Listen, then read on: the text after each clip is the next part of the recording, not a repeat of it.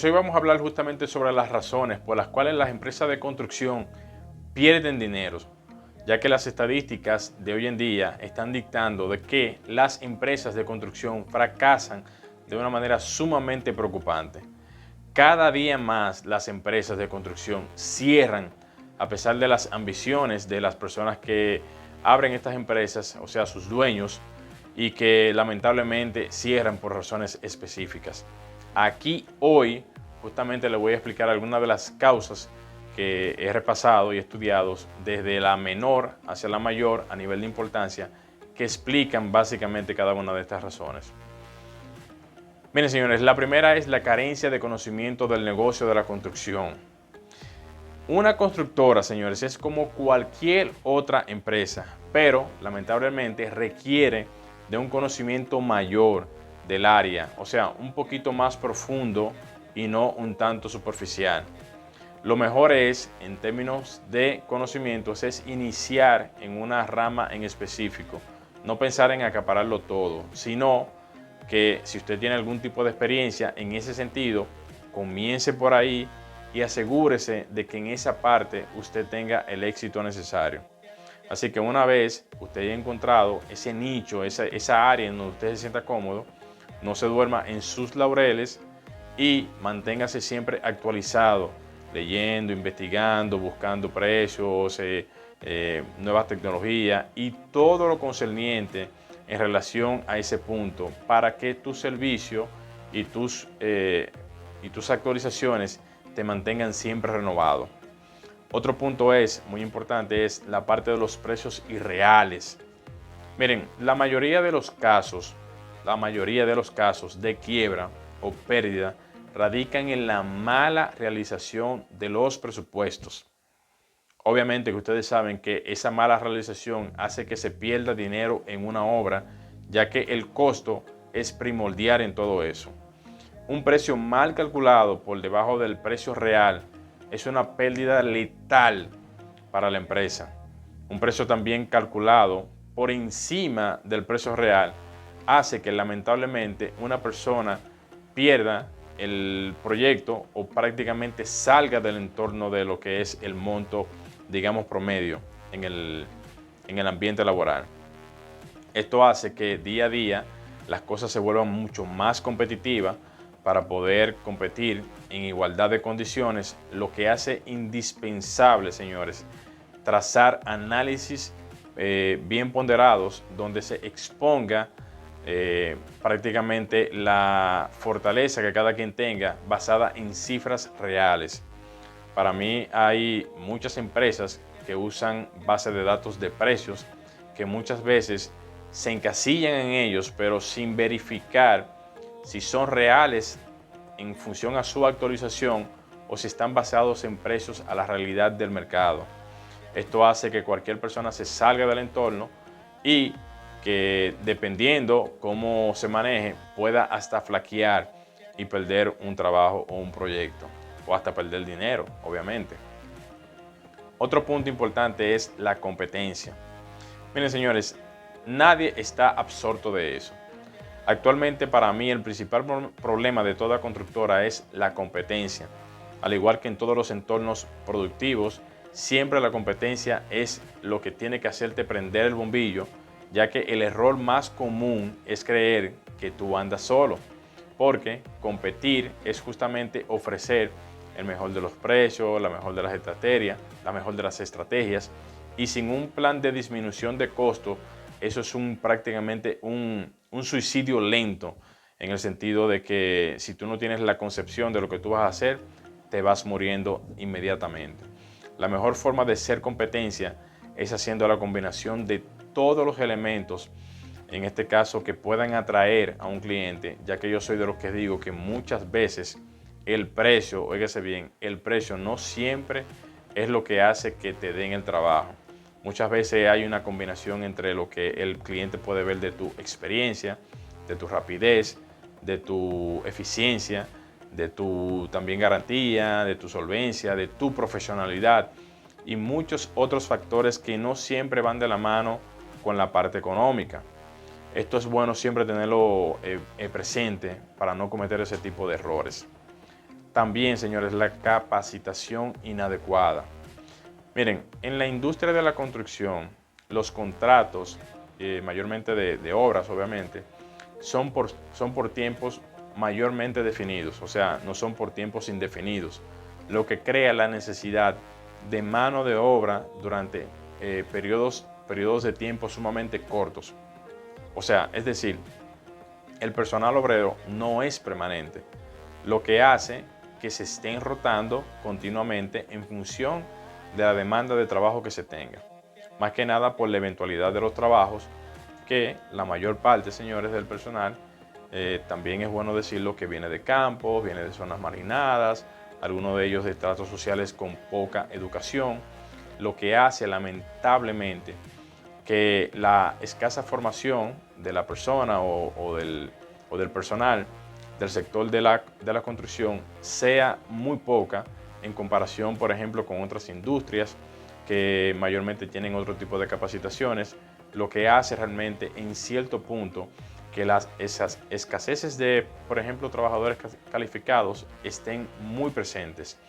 Sin embargo, como la mayor parte de las empresas constructoras o la gran mayoría contratan al personal por obra determinada, o sea, por contratos específicos, y no siempre se tiene la seguridad de obtener, por ejemplo, nuevas secuencias de trabajo, se ponen en segundo término o se le da poca importancia realmente a lo que es a la capacitación del personal.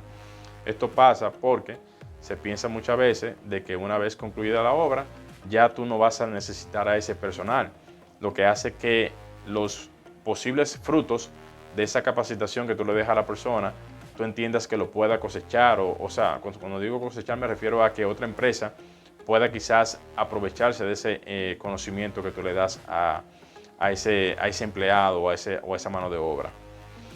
El otro punto, señores, es la cobranza lenta. Miren, ese es un punto muy importante porque ser mal cobrador es la debilidad más cara de cualquier empresario. En la industria de la construcción es aún totalmente más grave. Yo no había visto cosas tan increíbles como uno se descuida tanto en lo que es la temática de lo que es la parte de cobranza. Esa demora, por ejemplo, en el pago, aún recibiendo, por ejemplo, intereses posteriormente, obliga a las empresas a pedir muchas veces préstamos o tomar medidas totalmente desesperadas que ocasionan, de cierta manera, una pérdida de dinero, la cual en muchos de los casos uno mismo ni siquiera la cuantifica. Obviamente, dependiendo del tamaño de las obras, es conveniente tener casi siempre, ¿verdad?, personal dedicado al 100% del tiempo a generar estimaciones, o uno mismo poder estar pendiente de lo que son las cobranzas, los cobros, estar pendiente de todo para estar pendiente de que no pase algún tipo de imprevisto que no esté totalmente pensado. O tener una buena agenda bien establecida para el seguimiento de los cobros de todo tipo, para que no se le pase absolutamente nada. Otro punto muy importante es el control de costos deficientes. ¿Cómo se come esto? Bueno, sencillo. Para mí es frecuente escuchar a empresarios que dicen, por ejemplo, yo no sé si estoy ganando dinero o perdiendo dinero. Yo no sé, yo lo que sé es que yo estoy trabajando. Eso, señores, es muy, pero muy peligroso, ya que de eso depende la supervivencia de la empresa. O sea, pónganse a pensar en lo siguiente. Para eso, por lo menos yo entiendo que ya, por ejemplo, hoy en día, tenemos demasiadas plataformas digitales. Cuando digo plataformas digitales me refiero a que tenemos muchos componentes que nos pueden dar la forma de cómo uno tener seguimiento de lo que se hace en el día a día, para poderle dar respuesta de cómo va la obra, cómo se puede cobrar en función a los cronogramas de desembolsos y una serie de seguimientos que prácticamente lo que hace es que se tenga más practicidad y un seguimiento más continuo en lo que tiene que ver cualquier proyecto, dándole así a la persona una herramienta real y en tiempo real de cómo van las cosas en su empresa. Otro punto muy importante es la mercadotecnia totalmente inadecuada. Miren, señores, los esfuerzos de mercadotecnia o como ustedes le quieren llamar, o marketing, no solamente se limitan a las relaciones y a las atenciones. Ya hoy en día se requiere de un trabajo totalmente agresivo y profesional. Imagen, presentación, búsqueda de clientes, también saltar de un sector privado a un sector público, además también de ciertas alianzas comerciales para poder expandir y poder crecer en cuanto a la capacidad de concertación que tú puedas tener en el sentido de poder captar diferentes cosas. Hoy se habla, o sea, hoy en día se habla de lo que es el marketing a nivel de lo que tienen que ver la captación de clientes, usando, por ejemplo, las técnicas que muchos conocen hoy en día, que tienen que ver con las redes sociales. Muchas empresas se van a la parte de la televisión o quizá, por ejemplo, la parte de las telefónicas, así también como otras alternativas para poder hacer otro tipo de captaciones de clientes en este sentido. La idea prácticamente es que cualquier tipo de mercadotecnia pueda atraer de una manera u otra clientes potenciales y que estos clientes te puedan comprar las ideas o los servicios que cada empresa en lo particular ofrezca. Otro punto, señores, es la mala administración de los recursos humanos. Miren, este punto, al igual que otros puntos, tienen como una cierta conexión, porque tienen que entender o tenemos que entender que la gente o el factor, por ejemplo, del factor humano, es lo que impulsa o destruye cualquier tipo de organización. O sea, tener al frente a personas que no son prácticas te destruye. Como generalmente somos ingenieros o arquitectos y no psicólogos, el consejo para mí es simple. Tenemos que evaluar a las personas preguntándoles cómo resuelven los problemas o cómo solucionan los problemas para tener una idea de cómo más o menos en función de sus propias palabras ellos pueden decirte de qué manera ellos pueden hacer sus trabajos y cómo ellos los resuelven, como una manera de tú entender si la persona sabe o no resolver las situaciones. O sea, no es la mejor ni la mejor, o sea, no es la mejor forma ni la peor forma de hacerlo, pero al menos es una forma más o menos práctica y que se acerca mucho para el tema de conocer la experiencia de una persona en el sentido de tú poder entender si la persona o no te resuelve algún tipo de situación o es útil para la actividad que tú quieres ejecutar. El otro punto realmente es, como dice uno, el que mucho abarca, poco aprieta.